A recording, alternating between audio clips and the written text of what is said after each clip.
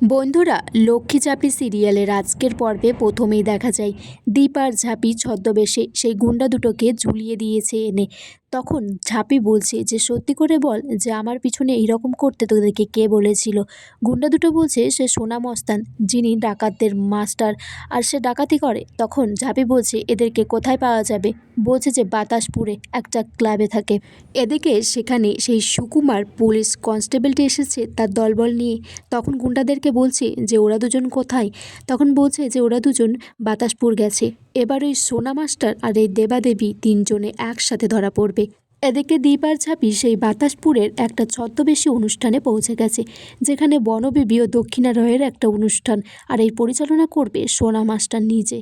ঝাঁপি তখন বলছে বনবিবি আর দক্ষিণা রয়ের যাত্রাপালা, বেশ আজ তবে বনবিবি দক্ষিণা রয়কে মারবে। তখন দীপ বলছে কে কাকে মারবে। তখন ঝাঁপি বলছে তোমাকে সবটা পরে বলবো।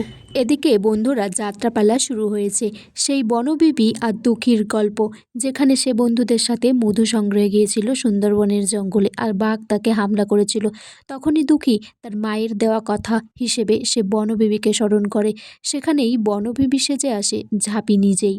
এদিকে দক্ষিণারায় সাজে সেই সোনামস্তান। তারপর ঝাঁপি দক্ষিণারায়কে ফেলে তার বুকে ত্রিশূল দিয়ে ধরে বলে যে সত্যি করে বল তোকে কে বলেছিল যে চাল কলের টাকা লুট করে আমার নামে মিথ্যে অপবাদ দিতে। আমি কিন্তু সত্যি সত্যি তোর বুকে না হলে এটা গেঁথে দেব। এদিকে দীপ বলছে যে ঝাঁপি কোথায় গেল, ওকে দেখা যাচ্ছে না কেন, কিন্তু আমাকে এই বনবিবিকে দেখে একটু সন্দেহ লাগছে। ঝাঁপি তারপর সকলের সামনে বলে দেয় যে দক্ষিণারায় সাজা মানুষটি আসলে একটা সোনামস্তান গুন্ডা ডাকাত। তখন সেখানে সুকুমার পুলিশ অফিসারটি পৌঁছে যায় আর তাদের তিনজনকে গ্রেপ্তার করে। ঝাঁপিকে, দীপকে সবাইকে নিয়ে যায় পুলিশ কাস্টাডিতে। এদিকে দীপ আর ঝাঁপিকে কোর্টে তোলা হয়েছে। তখন একজন লয়ার বলছে যে ঝাঁপিকে দীপ মাঝখান থেকে রাস্তার প্রিজন ভ্যান থেকে নামিয়ে তাকে নিয়ে পালিয়ে যায়। পুলিশ তাদেরকে খোঁজাখুঁজি করেও লাস্ট পর্যন্ত তাদেরকে কোথাও খুঁজে পায়নি। আর এখানেই শেষ নয়, ঝাঁপি আর দীপ ছদ্মবেশে এসে এই দুই গুন্ডাকে এখান থেকে তুলে নিয়ে যায়। এই ডাকাত দুটোকে তারা তুলে নিয়ে যায় তাদেরকে প্রাণে মেরে দেওয়ার জন্য। জাম্পোতা তারা একটা পুরনো বাড়িতে তাদেরকে রেখে দেয়। তখন দীপ জজ সাহেবকে বলে যে চাল কলের এই কেসটার পিছনে পুলিশ যে তদন্ত করছিল সেটাতে যথেষ্ট গাফিলতি ছিল, তাই আমি আর ঝাঁপি ঠিক করেছিলাম যে তাদেরকে ধরবো, তাই জন্য এটা করেছি। তখন একটা মেয়ে যার নাম ঝুমা, সে বলছে যে কোর্টের মধ্যে থেকে তো কাউকে ফোন করা চাই না, কিন্তু আমাকে লুকিয়ে লুকিয়ে এই ফোনটা করতেই হতো। তখন সে রনিত আর ইঙ্কাকে ফোন করে বলছে যে কেসটা তো পুরো উল্টো দিকে ঘুরে যাচ্ছে, ওরা সোনা মাস্টারকে খুঁজে পেয়ে গেছে। তখন এদিকে রনিত তো খুব চিন্তা করছে। তখন ইনকা বলছে চিন্তা করো না, শেষ পর্যন্ত দেখো কি হয়। এদিকে জজ সাহেব সেই সোনা মাস্টারকে কোর্টে তুলেছে, বলছে যে আপনার নামে যে কথাগুলো বলছে সবাই সেটা কি সত্যি। সোনা ডাকাত তখন বলে যে হ্যাঁ, কথাগুলো সত্যি, কিন্তু আমাকে যারা বলেছিল আমি তাদের কোনো ঠিকানা, নাম, ফোন নাম্বার কিছু আমার কাছে নেই, শুধুমাত্র তাদেরকে সামনে থেকে দেখলেই চিনতে পারবো।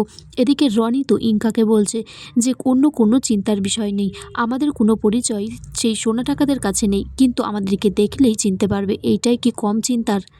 জজ সাহেব তারপর সবটা শোনার পর ঝাঁপিকে মুক্তি দিয়ে দেয় আর বলে যে কিছুটা টাকা তাদেরকে জরিমানা দিতে হবে।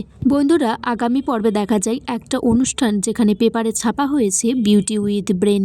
তখন ঝাঁপি বলছে আমি এখানে কম্পিটিশনে নাম দেব, জিততে পারলেই 50 লাখ টাকা। তখন সেখানে দীপের মা বলছে না তুই যাবি না, কিন্তু দীপ বলছে যে না, ঝাঁপি যাবে। ঝাঁপি তো সত্যিই বর্ধমান শহরের একটা সুন্দর মেয়ে যার বিউটি উইথ ব্রেন সত্যিই আছে। আর এখানেই আজকের পর্ব শেষ হয়ে যায় বন্ধুরা।